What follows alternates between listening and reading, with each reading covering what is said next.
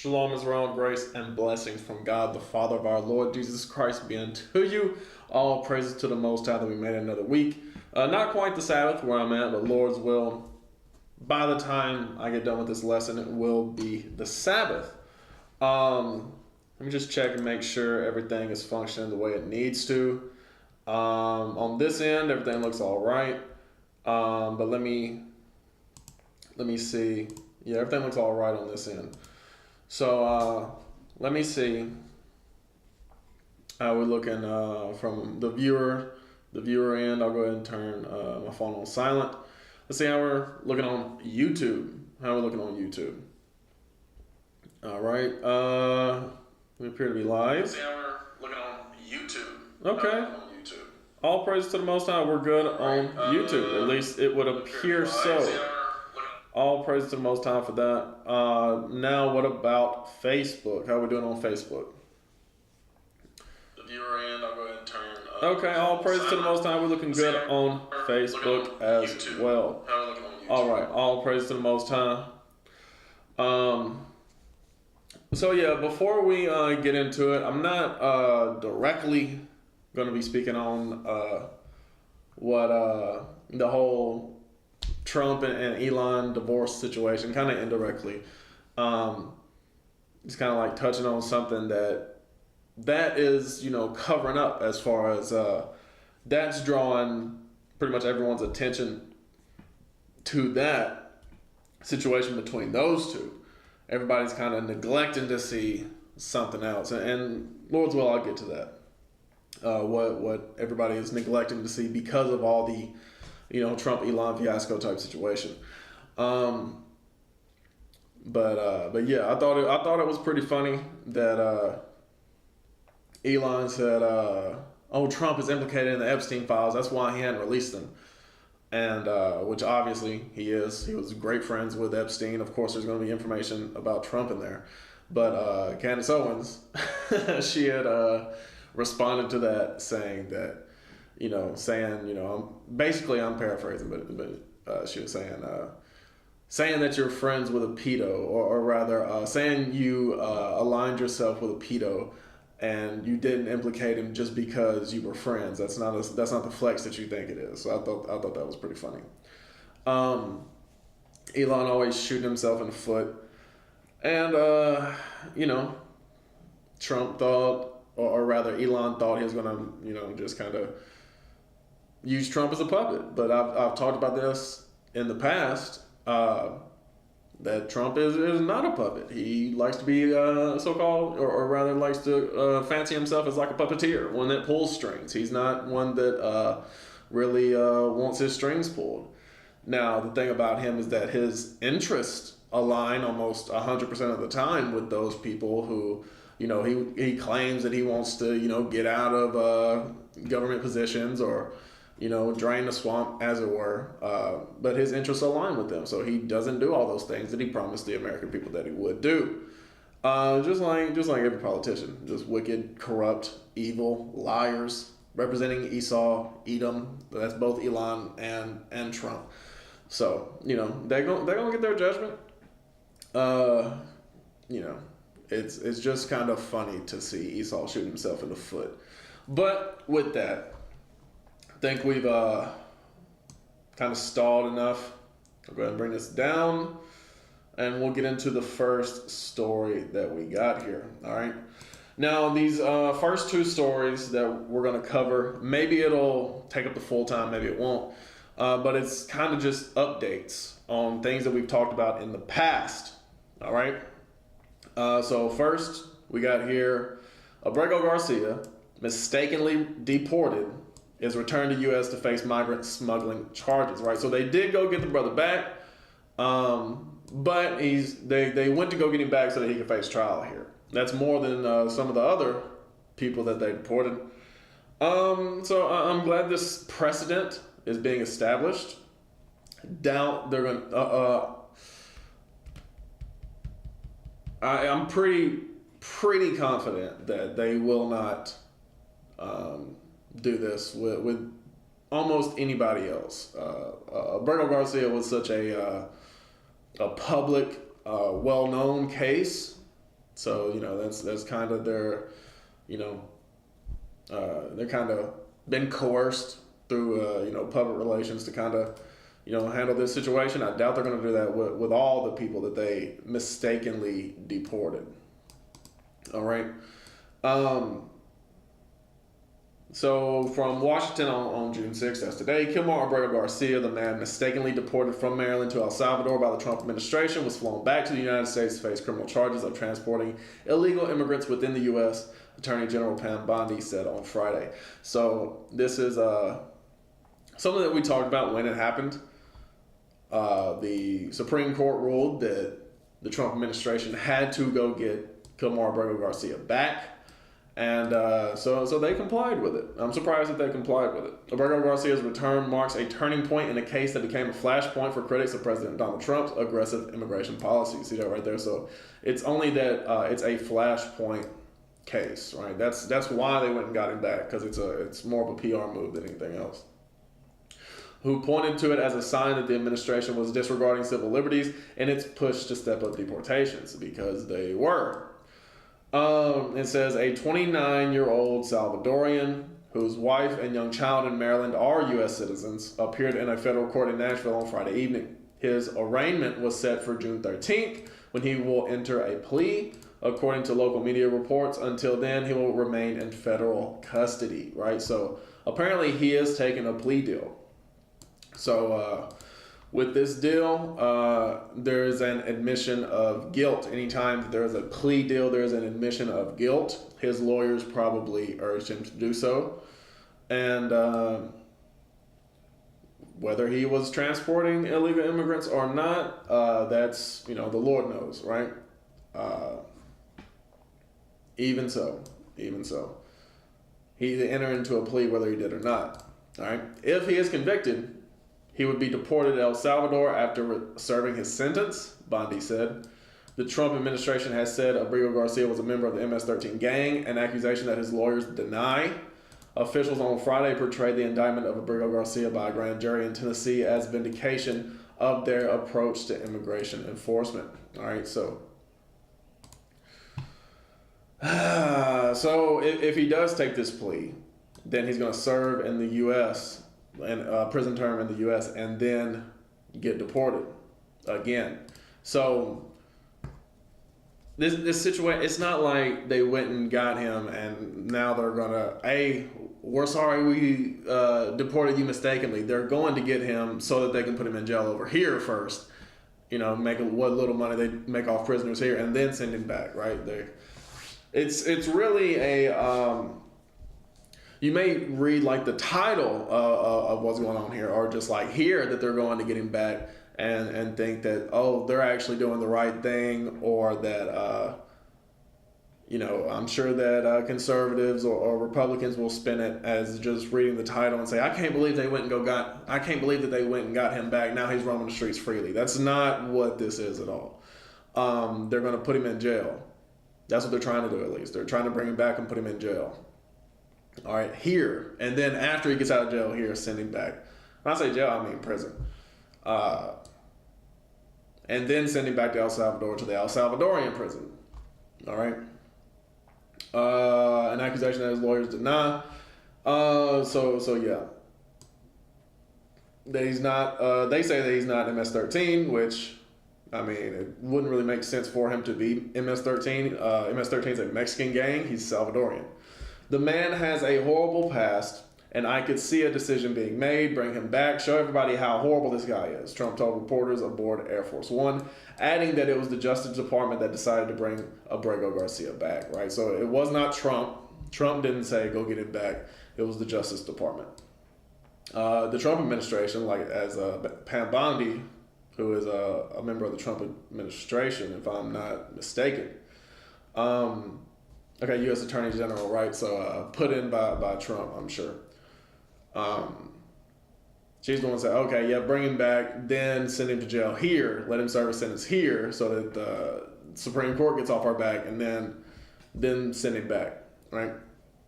According to the indictment, Abrego Garcia worked with at least 5 co-conspirators as part of a smuggling ring to bring immigrants to the U.S. illegally and then transport them from the U.S.-Mexico border to other destinations in the country. Now, whether he did or didn't do this, that remains to be seen. And if he enters a plea, that's an admission of guilt. All right. Abrego Garcia often picked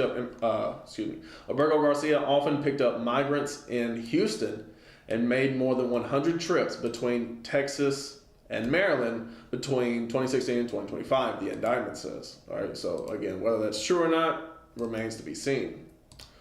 Could be true, could be false. The indictment also alleges Abrego Garcia transported firearms and drugs. According to the indictment, one of Abrego Garcia's co-conspirators belonging to the same ring was involved in the transportation of migrants whose tractor trailer overturned in Mexico in 2021, resulting in 50 deaths. Okay. That's not something that I heard of back then. Then again, that was before I was kind of like plugged into news stories and stuff. So, Abrego Garcia's lawyer, Simon Sandoval Moshenberg, called the criminal charges fantastical and a kitchen sink of allegations, right? They're throwing everything that they can at him, right? Trying to get him in jail here in the U.S. so that when he serves his sentence here in the U.S., they can just send him back to the El Salvadorian prison. This is all based on the statements of individuals who are currently either facing prosecution or in federal prison. He said, I want to know what they offered those people, right? So they offered those people a kind of I don't know what they call that, like a snitch type deal. Abrego Garcia was deported on March 14th, more than 2 months before the charges were filed. He was briefly held in a mega prison known as the Terrorism Confinement Center, despite an immigration judge's 2019 order barring him from being sent to El Salvador because he would likely be persecuted by gangs. And that's the whole thing about Abrego Garcia, is that he moved to the U.S. to get away from gangs. That's why in 2019, the judge, or a local judge in Maryland had, I forget who it was, but they had declared by law he could not be sent back to El Salvador, right? Because he was seeking asylum here, and that's completely legal. All right. The Terrorism Confinement Center. That's interesting. That's what they're calling it. That's the first time I've seen that term used. That I've heard of that mega prison, but the Terrorism Confinement Center, that's the first time I've heard that specific term for it. At a press conference, Bondi said Salvadorian President Nayib Bukele had agreed to return Abrego Garcia after U.S. officials presented his government with an arrest warrant. I'm pretty sure Nayib Bukele is actually Ishmael. So you have Esau and Ishmael doing this together with deporting the Israelites here in America and sending them to El Salvador to serve in that terrorism confinement center. All right. The grand jury found that over the past 9 years, Abrego Garcia has played a significant role in an alien smuggling ring, Bondi said at a press conference. In a court filing on Friday, federal prosecutors asked the judge to have Abrego Garcia detained pending trial. They said Abrego Garcia got into MS-13 in El Salvador by murdering a rival gang member's mother, citing a co-conspirator whom they did not name. The indictment did not charge Abrego Garcia with murder. So, saying that he murdered somebody, but they're not going to charge him with that, tends to indicate that as a, fabricated statement. If convicted, Abrego Garcia could face 10 years in prison for each migrant he transported, prosecutors said. That means he could be locked away for the rest of his life, they said. So it's either, with this situation that Abrego Garcia is in, if he is found guilty, then he's going to be locked up here in the U.S. forever. And if he ever does get released from U.S. prisons, he will be shipped back to the Terrorism Confinement Center in El Salvador. So this is, I'm not even going to say bittersweet. This is just bitter, right? So the U.S., or rather the Trump administration, can say, look, we're complying with the Supreme Court's order that we had to bring him back, but we're slapping him with all these charges that he didn't have whenever we shipped him out. The case has become a symbol of escalating tensions between the Trump administration and the judiciary, which has blocked a number of the president's signature policies. More recently, the U.S. Supreme Court has backed Trump's hardline approach to immigration in other cases. After his lawyers challenged the basis for his deportation, the U.S. Supreme Court ordered the Trump administration to facilitate Abrego Garcia's return, with liberal Justice Sonia Sotomayor, I think is how some people pronounce it, saying the government had cited no basis for what she called his warrantless arrest. And we talked about that. We talked about that when all that happened. U.S. District Judge Paul Lazenis has opened a probe into what, if anything, the Trump administration had done to secure his return, right? So this is, I believe this is the original judge who declared in 2019 that he could not be deported. She was really upset whenever he got deported because the Trump administration had just minimized her ruling, right? You can't like step on a previous ruling. After his lawyers accused officials of stonewalling their requests for information, that led to concerns about, that led to concerns among Trump's critics that his administration would openly defy court orders, right? And that's a big no-no in the eyes of judges. That's their whole thing. They don't have any power to wield as far as like police officers or whatever. They don't have any ability to draw up bills like Congress does, right? They don't handle the finances of the U.S. like Congress does. Their whole thing is they issue a decree, right? They issue a court order, and that has to be followed, right? That has to be written into law. So just stepping all over those orders, they don't really like that. That basically, what's the word I'm looking for? That defies all of their power that they have at all. It shows basically that they have no power and that they are meaningless, right? And that's the thing with the devil. Doesn't care about rules or laws, right? Okay, in a court filing on Friday, Justice Department lawyers told Zenas that Abrego Garcia's return meant they were in compliance with the order to facilitate his return. Just like I said a while ago, they're saying, technically, we're following the Supreme Court's orders. Sandoval Moshenberg said Abrego Garcia's return did not mean the government was in compliance, asserting that his client must be placed in immigration proceedings before the same judge who handled his 2019 case. Which, technically, I don't think they have to do that, just because I don't think that was declared anywhere in the Supreme Court's in their decree, that their court order. I don't think that was stated anywhere in there. But if they were just, that's what they would do. If they were righteous, that's what they would do. But when has the U.S. ever really tried to do the right thing? Chris Van Hollen, a Democratic senator from Maryland, who visited Abrego Garcia in El Salvador, said in a statement on Friday that the Trump administration has finally relented to our demands for compliance with court orders and the due process rights afforded to everyone else in the United States. The administration will now have to make its case in the court of law, as it should have all along, Van Hollen said, which not 100% sure because I don't know the guy, but it seems like all this stuff is made up. And it may or may not be, but that's what it's looking like. It seems like they didn't want to bring him back, but since they had to comply with the Supreme Court's orders, they brought him back, and now they're trying to find some reason to keep him either locked up in the U.S. or locked up in El Salvador, regardless. So let's deal with the scriptures. Let's deal with the scriptures. In Psalms 94, I mean, this just screams Psalms 94 about the wicked and the things that they do so that they can just skirt around doing what they want to do, not what is right, not what is just, not what is honest, not what is lawful even. So I will... I'll start with verse 1 and I'll jump around. O Lord God, to whom vengeance belongeth, O God, to whom vengeance belongeth, show thyself, right? So David is seeing all these things in the spirit, all the persecution of God's people in the spirit, all right? And he's saying, God, stand up, show yourself. Lift up thyself, thou judge of the earth. Render a reward to the proud.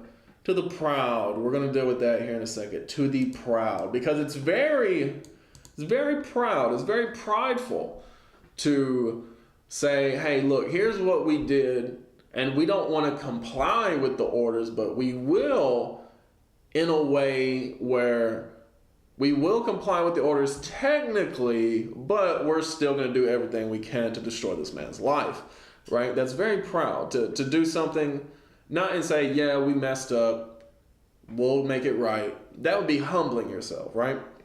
It's very proud to say, well, technically we're doing this while also going against the spirit of what the order that was decreed. Lord, how long shall the wicked triumph? How long?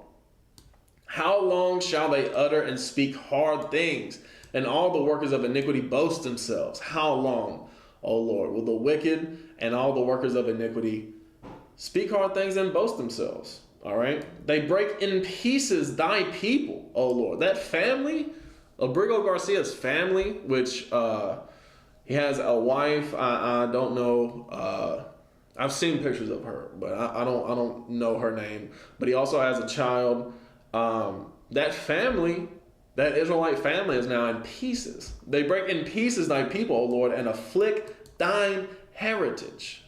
All right. So I'm gonna jump down. It says, understand, ye brutish among the people, and ye fools, when will ye be wise? He that planted the ear, shall he not hear? He that formed the eye, shall he not see? God has seen all this. God sees all this. God hears all this. All right. He that chastises the heathen, shall not he correct? He that teacheth man knowledge, shall not he know? Right. So God has a reputation of chastising the heathen, of beating down the heathen, all right? And the Lord teaches knowledge, so he knows all this. He knows all this, all right? So I'm going to jump down. It says, for the Lord will not cast off his people, neither will he forsake his inheritance. Understand that thing. The fact that Christianity teaches nothing about the Israelites means you don't know the Bible, all right? Because it says the Lord will not cast off his people. Even in the book of Revelation, you read it's all about the Israelites. All right. Even if you want to say that, oh, Revelation 7 and 9 is talking about other people. Yeah, but how does Revelation 7 start? It starts with talking about each of the 12 tribes waking up. All right. Revelation 12, the whole parable is about how Satan is coming against the daughter of Zion. All right. So the whole Bible is about God and his people. He will not forsake his inheritance. All right. So these Israelites that are being persecuted, being deported, God will not forsake them. All right. It's just that we as God's people have left his commandments. So we've left our power. Our power is in the word of God. All right. It says, but judgment shall return unto righteousness. When Christ comes back to rule the earth, he will rule it in judgment and in justice. All right. He will destroy all wickedness, destroy all iniquity, and he will establish righteousness and true judgment. All right. And all the upright in heart shall follow it. And even those of the other nations who truly want to be good people, truly want to be upright in heart, they're going to follow him. But all these wicked, they're going to be destroyed. They're going to be destroyed off the face of the earth. All right. Verse 16 says, who will rise up for me against the evildoers? Or who will stand up for me against the workers of iniquity? That's what David is saying, because he's seeing this in the spirit, seeing what God is showing him concerning what the other nations are doing to his people, what the wicked and evil people are doing to his people. And he's saying, who will rise up for me? Because David, he was the king of all Israel at that time. So he's saying, look, I represent these people. Who will rise up for me against these evil people that are persecuting us? Unless the Lord had been my help, my soul had almost dwelt in silence. And I want to get that real quick. saying, unless the Lord had been our help, we'd almost be wiped out completely. That's what David is saying. He said, my soul had almost dwelt in silence. And I'll go even further, as he did in Psalms 124. All right? The nations would have been wiped us out if it wasn't for the Lord who had been our help. Psalms 124 said, if it had not been the Lord who was on our side, now may Israel say, if it had not been the Lord who was on our side when men rose up against us, then they had swallowed us up quick when their wrath was kindled against us. You see it right there. So if it hadn't been the Lord defending us through the years, through the generations, through the millennia, then the other nations would have already wiped us out. There would be no more Israelites left. There would be none of God's people. Yet because God has defended us and been on our side the whole time, we're scattered among all nations now. We're scattered in every nation, as the scriptures say. All right? Scattered among all people, as Deuteronomy 28 say. All right? All that we've been going through, even unto this day, which we're just still in the beginning of sorrows. All right? Understand that. Even what the so-called Latinos are going through right now. All right? The Northern Kingdom Israelites. In Abrego Garcia's case, the Zebulonites. The Issacharites. Those are the main ones. Asherites. Those are the main ones, main three tribes going through it right now. All right? But don't think he ain't about to turn on the Manassites and even the Ephraimites. All right? Cubans and Puerto Ricans. And Dominicans, the Simeonites. Don't think he ain't about to turn on all the Israelites. All right? Even what we're going through right now. All right? It's still just chastisement. That's all it is. It's still just the Lord is trying to get our attention. All right? It's not to the complete destruction of the Israelites. It's just so we can be afflicted and return to him being afflicted. That's what it's all about. All right? In Hosea 5, it tells you this. In Hosea 5 and verse 15. Hosea 5 verse 15, it says, I will go and return to my place till they acknowledge their offense and seek my face. In their affliction, they will seek me early. All right? So because we turned against God and started following idols, like in Christianity, you worship Caesar Borgia, that idol that was made by the Spaniards and all the rest of the Edomites that came out of Europe at that time. All right?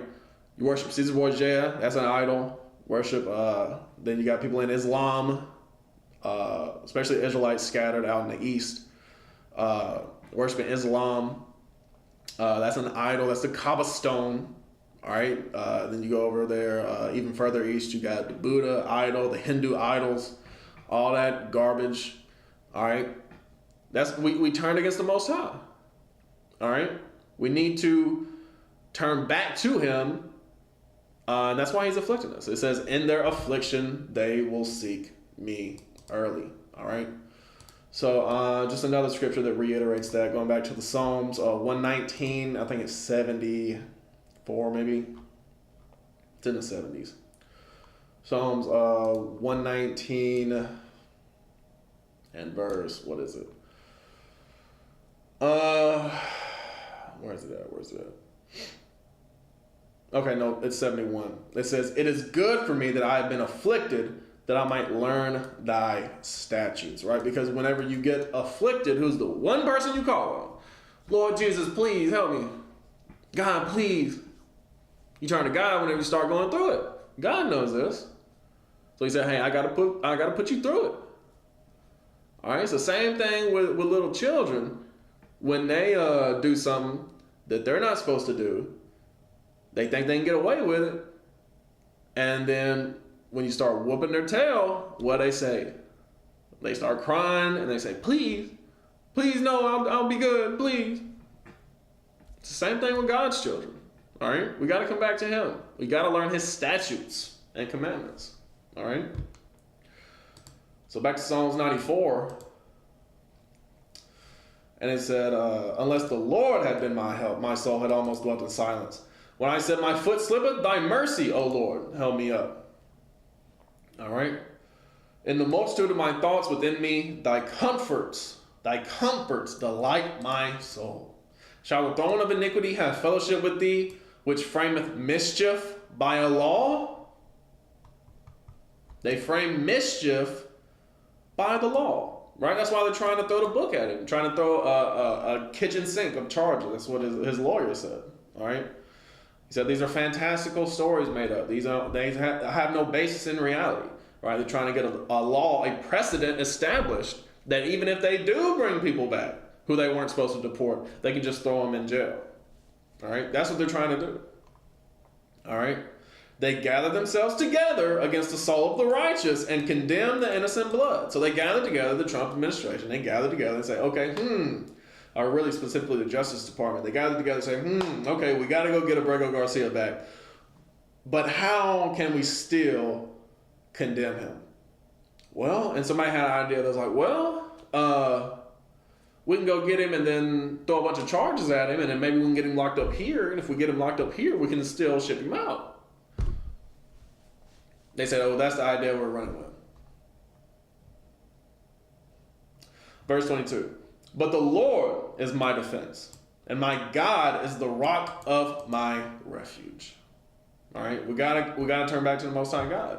He is the God of our fathers, Abraham, Isaac, and Jacob. We got to turn back to him, keeping his commandments and the faith of his son Jesus as the Israelites. That's the only way he's going to receive us. And he shall bring upon them their own iniquity. So then God will turn the curses. All right, you read about this in Deuteronomy 30. He will turn the curses. All right, and bring upon them their own iniquity, and shall cut them off in their own wickedness, right? Because all this wickedness is not going to go out and the Lord just let it happen. All right, you reap what you sow. All the wickedness that goes out, guess what? It's going to come right back. All right? I use that metaphor quite often as far as you reap what you sow. That's what the scriptures say. So if you're out here sowing, if you're out here planting tomato seeds, you're going to grow tomatoes. If you're out here growing strawberry seeds, you're going to grow strawberries. All right? If you're out here planting wickedness, you're going to bring destruction upon yourself. If you're out here sowing sin, you're going to reap death. That's how that works. All right? Yea, the Lord our God shall cut them off. All right? Meaning destroy them, meaning kill them. All right? But as it said up here, it says, render a reward to the proud. Let's get the proud. All right? And Obadiah talks about the proud, the most proud people, because all people have pride. Pride is the beginning of sin, all right? But specifically in Obadiah, when it's talking about the proud, it says, the vision of Obadiah, thus saith the Lord God concerning Edom, talking about Edom, all right? As I talked about Esau, right? Esau and Edom is the same thing. You read about that in Genesis 36, all right? Esau and Edom is the same thing. You also read about it in Genesis 25. The origins of Jacob and Esau. But, all right, that's all the people who rose out of Europe during the Renaissance. All right, that's Esau. The people who started the slave trade, not necessarily started it per se, but, the transatlantic slave trade started that. And the people who colonized the West. All right, the Spaniards, the British, the Dutch, the French. That's the main ones. Germans. All right. That would be the Dutch, I guess. We have heard a rumor from the Lord, and an ambassador is sent among the heathen. Arise ye, let us rise up against her in battle. Right? It's all building up to that World War III, and we're going to get that as this next story we're about to touch on. Behold, I have made thee small among the heathen. Thou art greatly despised. Right? You're small in their eyes. You're greatly despised. The pride of thy heart hath deceived thee, thou that dwellest in the clefts of the rock, whose habitation is high, that saith in his heart, who shall bring me down to the ground? Right? So the pride of Esau has deceived him. All right? They think they're going to keep doing what they want to, and that everything's going to be all right, and America's going to last forever. It's not. They think that the current iteration of the state of Israel is going to last forever. It won't. All right? And it says that dwells in the clefts of the rock. In ancient times, Esau dwelt in Mount Seir. All right, that is modern day Petra in Jordan. You look at how it was built. And even I think it was the Romans who went down and refurbished it because the Romans knew that's where they came from, was Petra. All right. But yeah, it's the same. If you look at the Petra and the mountains, it looks just like Supreme Courthouse. In fact, let me go ahead and pull that up real quick. Is it the Supreme Court that looks like this? Supreme Court. Let's go images.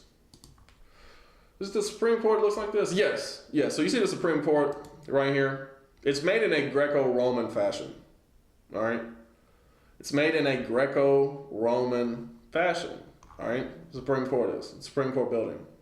With the columns and the arch right there at the top. I guess it's not an arch. It's more of a point steeple up at the top.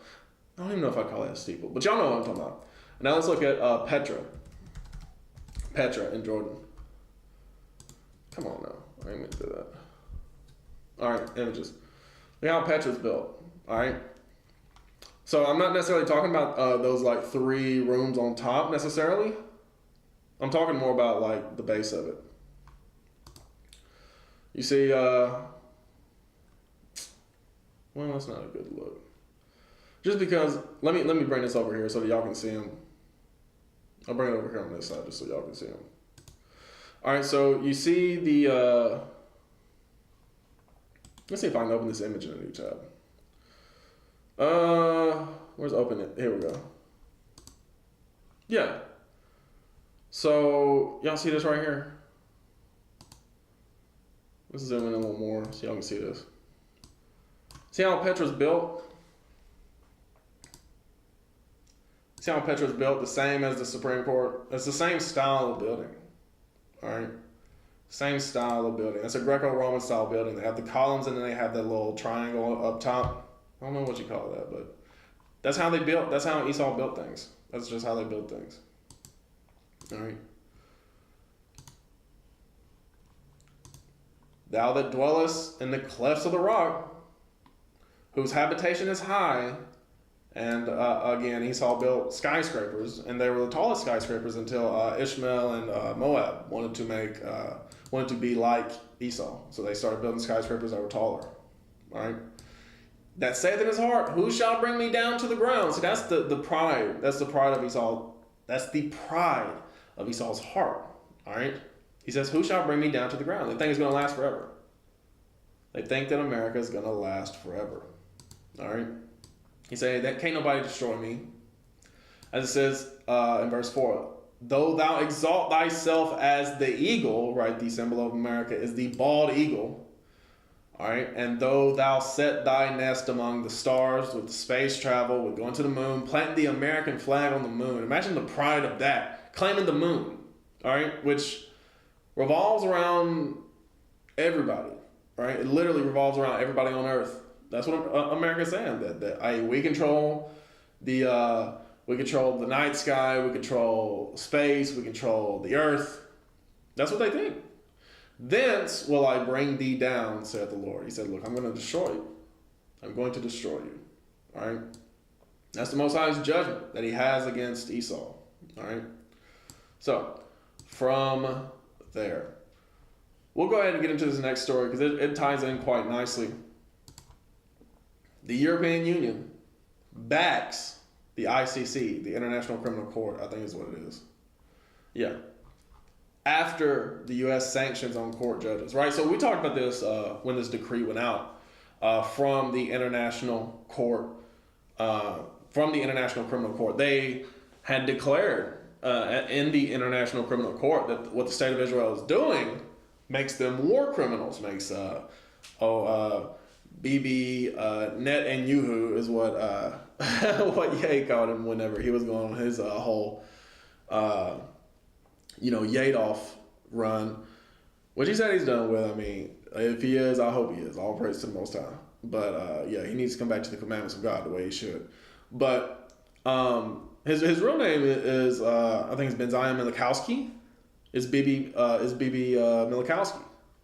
All right, so he's not even like Netanyahu is not even his last name. He changed it to that to sound more Hebrew. All right, he's of like Eastern European descent. All right, he's not Israelite. All right, he's a Milikowski. That's his real last name. So he's a criminal according to the International Criminal Court, a war criminal, as well as Joab Galan, war criminals. All right, and when this was declared, Trump said, "Hey, look, we're going to put sanctions on these International Criminal Court justices, right? Because in times past, the International Criminal Court was kind of a wing of the U.S. and they would be with the U.S. on every decision. But in this situation, they were like, no, we can't we can't favor the people that are killing women and children. We can't do that." And Trump said, "Well, you're going to do that. You're going to listen to us, or we're going to put these sanctions on you." Right? So now that has caused a split between the U.S. and the European Union, which they've always kind of been on rocky terms, at least with Trump. But it says the EU affirms its unwavering support for the ICC, denouncing U.S. sanctions as a threat to judicial independence and justice. Right? So the U.S. used to support, or used to have unwavering support for the ICC until the ICC declared a decree against U.S. allies, specifically the State of Israel. All right? It says the EU deeply regrets the United States sanctions placed on 4 judges at the International Criminal Court, the ICC. European Commission Chief Ursula von der Leyen has said. Ursula von der Leyen. U.S. Secretary of State Marco Rubio on Thursday announced sanctions on 4 judges whom the U.S. accuses of taking illegitimate and baseless actions against the U.S. and its allies, which it's not against the U.S. and its allies, it's against the State of Israel, right? Which just so happens to be completely funded by the U.S. military, or the U.S. taxpayer, I should say. Responding to the announcement on Friday, von der Leyen said the Hague-based court had the full support of the EU, right? Because it was the U.S. and the EU who founded this International Criminal Court, right? And this is the first time that the ICC has ever really made a decree or made an official ruling against the U.S. and its allies, all right? They pretty much have been a wing for the U.S. for the longest time. All right, the EU said, "Hey, look, we're straight up, we're still supporting the ICC, even though it may be against the U.S. We're still supporting the ICC." It says the ICC holds perpetrators of the world's gravest crimes to account and gives victims a voice. Von der Leyen said on X Friday, "It must be free to act without pressure," right? And that's what a lot of the other nations have also said about the ICC and the U.S. putting sanctions on it. They said, look, this is supposed to be an unbiased system, right? You can't just flip on them whenever they say something or decree something that you don't like. All right. The UN Human Rights Chief Volker Turk said he was profoundly disturbed by the U.S. decision. Attacks against judges for performance of their judicial functions at national or international levels run directly counter to respect for the rule of law and the equal protection of the law, values for which the U.S. has long stood, Turk said. Yeah, right. All right, the U.S. has always done this. We just read what they were doing as far as the case concerning Abrego Garcia. All right? They don't care about the laws, especially the Trump administration. He's the main one who doesn't care about the laws, all right? But at least he overtly does not care about the law, right? Because he's been charged with so many different things, right? But the U.S. has never cared about the rule of law, only when it favors them. That's the thing. They only care about the rule of law when it favors them. And they will frame mischief by laws, all right? We just read that in the scriptures, all right? Such attacks are deeply corrosive of good governance and the due administration of justice, he added, calling for the sanctions to be withdrawn. Antonio Costa, president of the European Council, which represents national governments of the 27 EU member states, also called the court a cornerstone of international justice and said its independence and integrity must be protected. All right, there is the evidence of Ursula von der Leyen posting that on X. The U.S. State Department said the sanctions were issued after the court made decisions to issue an arrest warrant for Israeli Prime Minister Bibi Milikowski, that's his real name, and a separate decision in 2020 to open an investigation into alleged war crimes by U.S. troops in Afghanistan. Okay.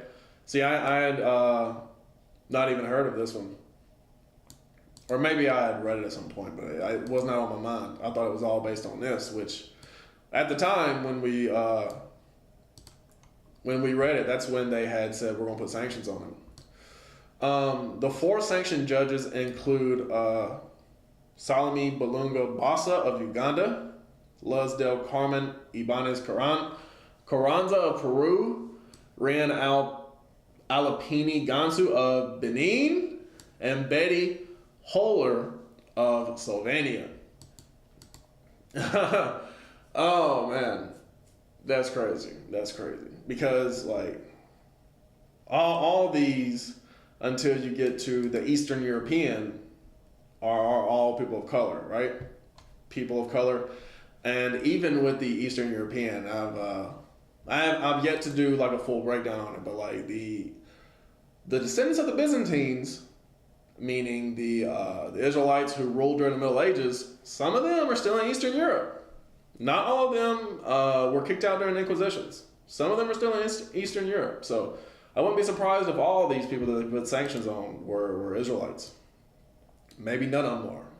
But I just find it a bit funny that of all the people in the Hague-based and the European-based ICC, the ones who get the sanctions put on them are the African judges, a Peruvian judge, and a Slovenian judge. All right. EU member Slovenia said it rejects pressure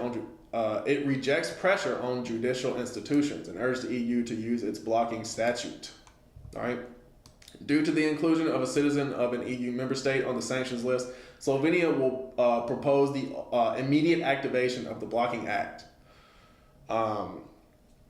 Okay, Slovenia's Ministry of Foreign Affairs said in a post on X. So Slovenia, obviously, with their judge being targeted, they're like, we're not going to stand for this.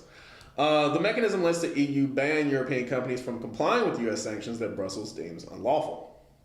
The power has been used in the past to prevent Washington from banning European trade with Cuba and Iran.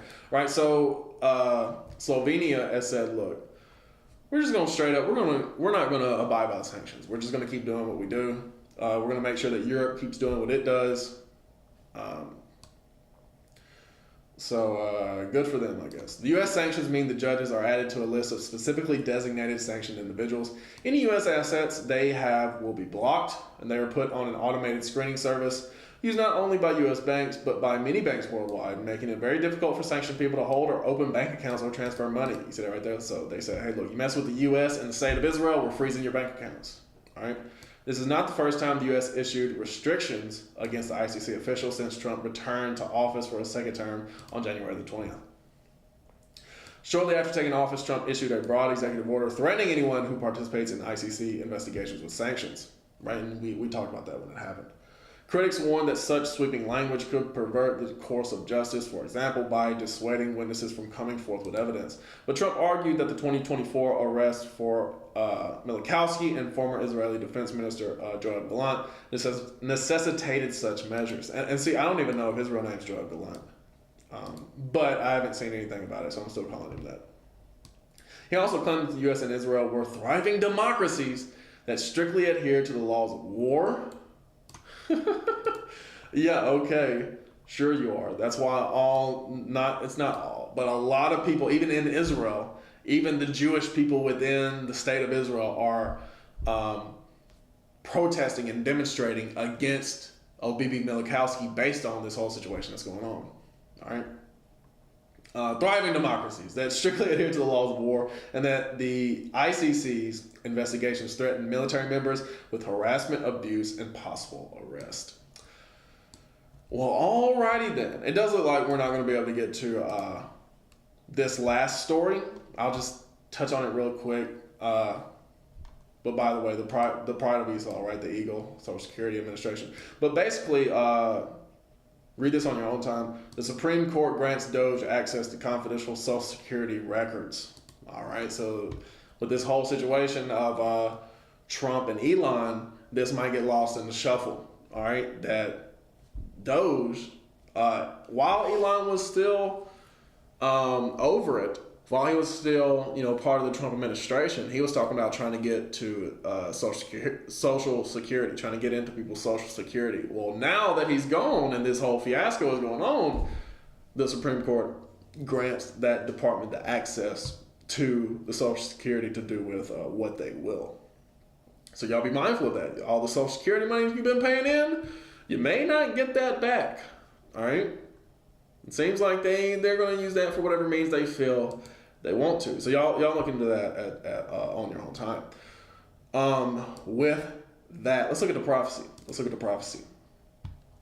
All right? Concerning the EU and the U.S. All right? So, in the book of Revelation, I guess we'll start with 13, Revelation 13, and we'll jump to 13 and 17, all right, just to show the correlation between the two, all right. Revelation 13 and 1, and I stood upon the sand of the sea and saw a beast rise up out of the sea, having 7 heads and 10 horns, and upon his horns 10 crowns, and upon the heads the name of blasphemy. All right, so we know that these 10 horns are 10 kingdoms. These 7 heads are the colonial empires that these 10 governments sprang out of later. All right, the 10 horns became the EU, also known originally as the 10 common markets. That's the 10 horns, all right? And the beast, which I saw, was like unto a leopard. So this beast looks like the leopard described in Daniel, the 7th chapter. And the leopard described in Daniel, the 7th chapter, had 4 heads, 4 wings. That was Greece, because Greece was split after Alexander died among 4 of his top generals. All right. So this leopard, he said, I see the beast like unto a leopard, meaning it looks like a leopard. It looks like Greece. All right. Meaning this is so-called white people. This is Esau. All right. And his feet were like the feet of a bear. If you read in Daniel 7, again, the bear is the Medes and the Persians, the Medo-Persian collective, the Medo-Persian empire, all right? They took over the whole world at the time, which from India to Ethiopia, you had control of the whole world at the time, all right? So, it's the same thing with this beast. It's moving like Persia, all right? As in it's taken over the whole world, all right? And his mouth as the mouth of a lion, again in Daniel 7, the lion is Babylon. All right, so it looks like Greece, it's moving like Persia, but it's speaking like Babylon. How is it speaking like Babylon? With the worship of the Queen of Heaven, like Mother Mary in Catholicism, right? The worship of the Madonna and Child. That's a pagan custom, a pagan tradition. Like Christmas is a pagan tradition, come from Babylon. Easter, literally, is the name of the Babylonian goddess, all right? Some call Astarte, some call Ashtaroth, all right? As far as different peoples in the region, in the Middle East, that was the name of it, all right? And I believe it was the Assyrians specifically that called it Easter, all right? All these are pagan and Babylonian in nature, all right? I still have this in here, The Two Babylons, all right? Written by Alexander Hislop. It's a good book going into all the pagan customs that are affiliated with Christianity and where they come from, basically. They all come from Babylon, all right? So, verse 3, it says, and I saw one of his heads as it were wounded to death, right? So these 7 heads, I'll go ahead and go into them, all right? As I said, there were 7 colonial empires. Started with Greece, all right? Rome is the next one. That's the one that was, as it says, wounded to death because Rome fell. It fell in 193 AD, and it goes on to say, and his deadly wound was healed. That would be the Renaissance. That didn't begin until the fall of Constantinople in 1453 AD, all right? In AD 1453. That's from that time, from 193 AD to 1453, throughout the Middle Ages, you had Israelites ruling in Europe, all right? And Esau, in some situations, they fled to the mountains. fled to the Alps and became Neanderthals in the Neander Valley in Germany. And in other cases, they fled to the Caucasus Mountains and became quote unquote Caucasians. All right. So that's what happened through a lot of the Middle Ages with the Israelites ruling in Europe. All right. The fall of Constantinople in 1453. That's when the Israelites fell off, and the Inquisitions began not too long after that. All right. And in some cases before that, depending on where you're at. But the point is, Rome fell, but Esau rose again with Spain and the Spanish Empire. All right, that would be the third head. You also have the French, the French Empire. That was a colonial empire. The German Empire, which also included the Dutch. Germany is not known as Germany in Germany. That's not what they call it. They call it Deutschland, meaning the land of the Dutch. All right. And Russia was also a great empire, quote unquote, great empire under the czars, and Great Britain as well. That was the seventh head. All right. In the colonial expansion of Esau coming back into power.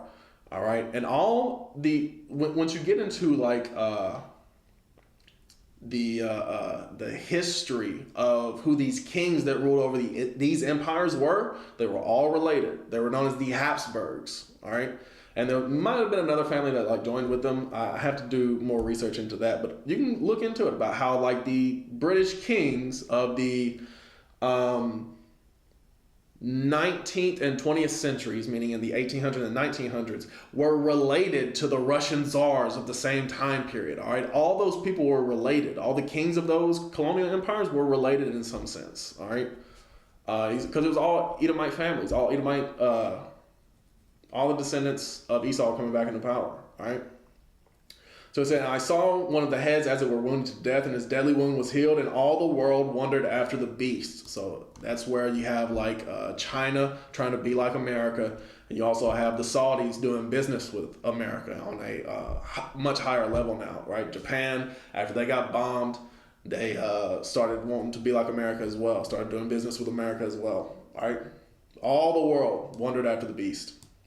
And they worshipped the dragon, which gave power unto the beast, right? So these people that's ruling now, these wicked, they worship the devil, all right? Whether it be indirectly through their wicked actions and just following themselves, right?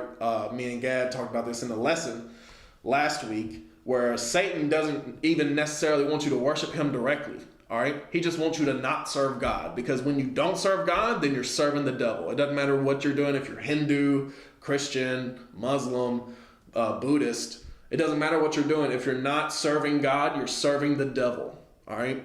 So it says they worship the dragon, which gave power unto the beast. And they worship the beast, saying, who is like unto the beast? Who is able to make war with him? And nobody can make war. At that time, couldn't make war with Britain, right? That was part of the beast that we're talking about at this point. All right? So, and from there, that's Revelation 13. Let's go over to Revelation 17. All right, it talks about the same thing. All right, it says, and there came one of the seven angels, which had the seven vials, and taught with me, saying unto me, come hither, I will show unto thee the judgment of the great whore that sitteth upon many waters.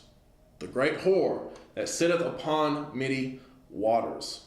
All right, with whom the kings of the earth have committed fornication, and the inhabitants of the earth have been made drunk with the wine of her fornication. All right, so the wickedness of this woman, the spiritual fornication, right? The idolatries of this woman. All right, so let's deal with that, because when you say fornication, you may think there's an actual woman that's going around having sex with everybody. That's not what this is talking about. This is all a metaphor. All right, in the Wisdom of Solomon, 14, was it 22? I think. No, 26. 27. No? Where's the one spiritual fornication? Might be 12. Yeah, here we go. So, Wisdom of Solomon 14 verse 12. For the devising of idols was the beginning of spiritual fornication, and the invention of them the corruption of life. Right? So, spiritual fornication is what it's talking about. Idolatry. And when you read in when you read in Colossians 3. When you read in Colossians chapter 3 and I think it's verse 5. Colossians 3 and verse 5, it says, "Mortify therefore your members which are upon the earth, fornication, uncleanness, inordinate affection, evil concupiscence, and covetousness, right? That's wanting and desiring things that you have no business having, all right? Which is idolatry, right? So we see here through precept upon precept, here a little, there a little, we see that spiritual fornication is idolatry, and covetousness is also a form of idolatry, right? So if you look what America has preached to the world, it's the desire of things like material possessions, the desire of things like to have a type of riotous lifestyle, a revelrous, if that's a word, a reveling lifestyle, right? A party lifestyle, a quote unquote free lifestyle, right? Living freely, as in doing all the evil that you want to do. Because they're not saying you should live freely to be a Muslim, or you should live freely to be an Israelite, or any kind of like religious kind of intention, unless they're like preaching Babylonian idolatry, right? They're not saying that. They're saying you should live freely to be to be riotous, to be covetous. That's what America teaches to do. You should live freely to do all sorts of business with us, right? So to buy our cars, to buy materials to make nice houses, to buy our steel, to buy our food that we ship out, right? So like this covetousness, that's what America teaches, right? That's what they have made the inhabitants of the earth drunk with, is this covetousness that they teach, all right? Drunk with the wine of her fornication. So he carried me away into the spirit into the wilderness, and I saw a woman sit upon a scarlet-colored beast. So here we see that the woman is scarlet, or not the woman, the beast that we read about, full of the names of blasphemy, having 7 heads and 10 horns, right? So this beast that we see in Revelation chapter 13, here in Revelation 17, it said it was scarlet-colored, all right? So let's look up the color scarlet real quick. Let's see what scarlet is. Search Google for scarlet.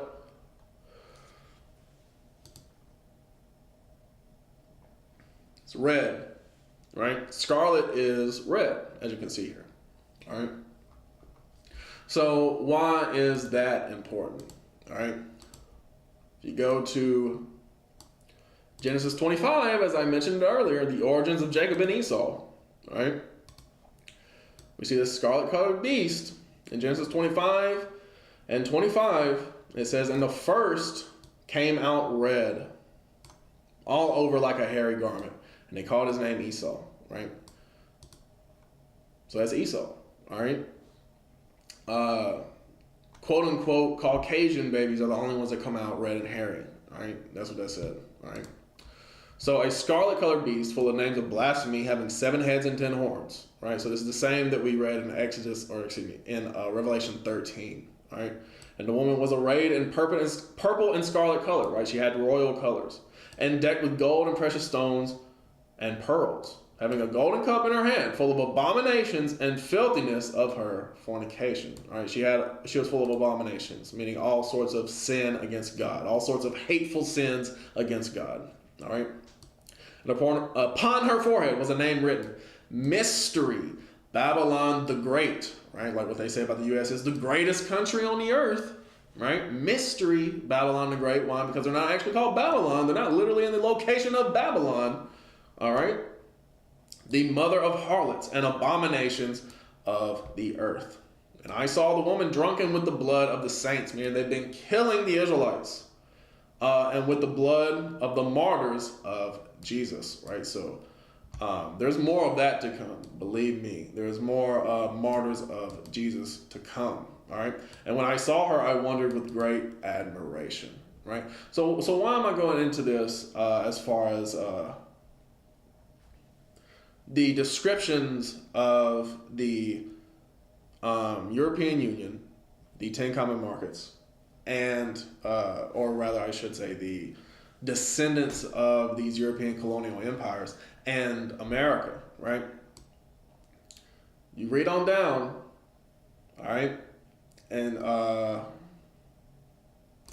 I'll start with 14. These shall make war with the Lamb, and the Lamb shall overcome them. You see that right there? So they're against God, but of course God will always prevail. For he is Lord of lords and King of kings, right? The Son of God will reign forever. And they that are with him are called and chosen and faithful. And he saith unto me, the waters which thou sawest, where the horse sitteth, are peoples and multitudes and nations and tongues. And we've talked about this before, about how America sits in every nation. As far as the military bases of America, the U.S. embassies are all over the world. All right? Let me just prove that real quick.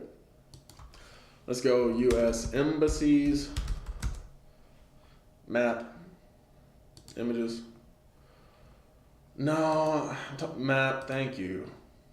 I just want to see where they're at. I don't necessarily want to see them. Look at this. You look at this. This one's fine. I've been over here on the left side this whole time. Y'all forgive me. Look at all these U.S. embassies. All right, all over the world. And that's the U.S. embassies map. Let's look at U.S. military bases map. Yep. Not as much, but still. All over the world. And it's showing the ones in the U.S., but they're all over the world. And you can see here. All over the world. All over the world. All right. Let me move this back. And we'll get back to it. The waters which thou sawest, where the horse sitteth, are peoples and multitudes and nations and tongues. Right? And the 10 horns which thou sawest upon the beast, these shall hate the whore. There's going to be a rift.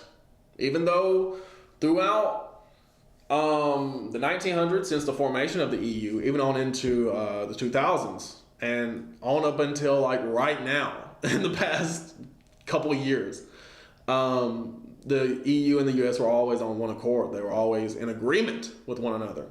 But now, you see, there's starting to be a rift. There's starting to be a rift.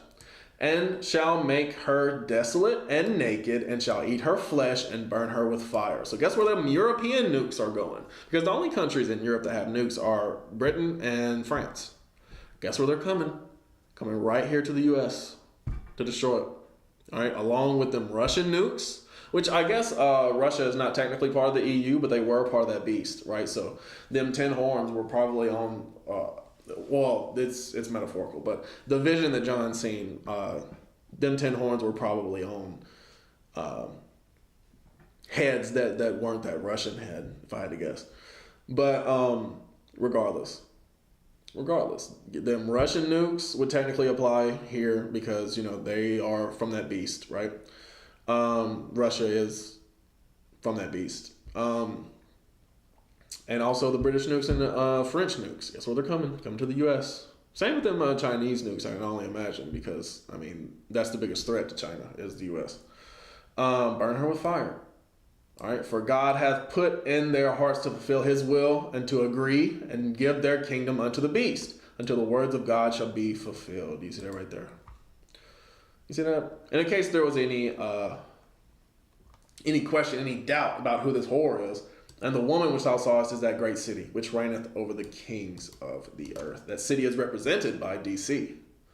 All right, but city in this context just means government or kingdom. All right, because there's a few different cities that kind of rule over the earth from America. It would be like DC, New York, LA, and so on and so forth. But with that, what can we do? What can we do? Because Revelation 12 also talks about the same thing. So here's what we can do. All right. And yeah, guess what? They ain't gonna like us if we're truly serving God. But that is what it is. All right. Revelation 12 and verse 17, it says, and the dragon was wroth with the woman. This woman is a different woman. This woman is the daughter of Zion. All right, and went to make war with the remnant of her seed, which keep the commandments of God and have the testimony of Jesus Christ. So that's what we can do. We can keep the commandments of God and have the testimony of Jesus Christ, meaning bring out these scriptures. All right. So with that, hope y'all learned something. I'm gonna go ahead and close it out with Matthew 26, as we do every week. Before I do, I see a notification on Facebook. I don't know if that's a comment or what. No, that's something else. Okay, all praise to the Most High. I always forget to tell y'all to get y'all's questions in. Get y'all's questions in before the end of the stream. I need to start saying that at the beginning. But regardless, hope y'all learned something. And in Matthew 26, I'm gonna go ahead and close it out here. Starting with verse 6.